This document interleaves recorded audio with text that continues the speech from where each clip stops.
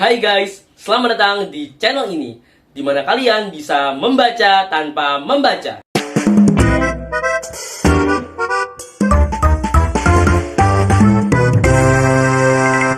Banyak buku-buku menarik. Salah satunya yang akan aku ceritakan detailnya kali ini. Fun fact-nya nih ya, buku ini pernah dilarang beredar pada tahun 1981 oleh Kejaksaan Agung RI. Karena dianggap menyebarkan paham anti-nasionalis. Padahal tidak sama sekali loh. Penasaran kan kalian? This is Bumi Manusia. Buku ini ditulis bukan oleh sembarang orang. Beliau adalah Bapak Sastra Indonesia. Sudah tahu kan siapa Bapak Sastra kita? Yap, betul sekali. Pramudia Anantatur. Menyebutkan namanya saja sudah penuh kebanggaan. Gak sampai di situ. Kenapa buku ini menjadi salah satu referensi bacaan yang paling dicari? Selain karena penulisnya, historinya juga. Faktanya, buku ini menceritakan tentang perjuangan dan nasionalisme. Yang menurut aku nih ya, banyak banget relevansinya sama zaman sekarang. Sehingga tidak membosankan untuk dinikmati sampai lembar-lembar terakhir. Bumi Manusia ditulis Pram ketika ia mendekam di balik jeruji penjara Pulau Buru sejak tahun 1975. Ya, kalian tidak salah dengar. Pram dipenjara karena dianggap terlibat dalam aktivitas politik yang kontroversial. Parahnya lagi nih ya, sampai detik ini tidak pernah terbukti. Dengan gaya penulisannya yang khas, Pram menceritakan sejarah dengan pendekatan yang sangat dekat dengan keseharian kita. Seperti seolah-olah kita mengalaminya sendiri. Kebayang nggak?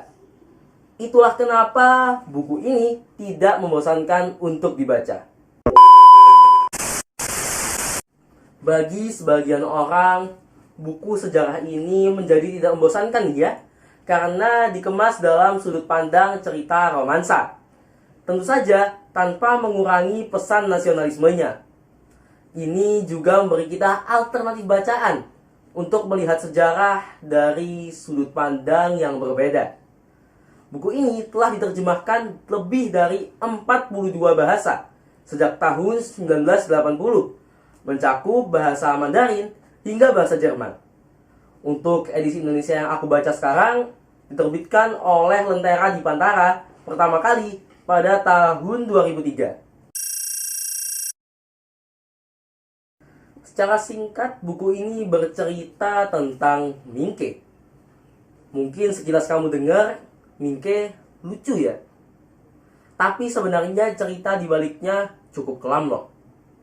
Mingke ini pada aslinya merupakan seorang anak dari Bupati Blora, yang mana dia bersekolah bersama dengan anak-anak bangsawan Belanda.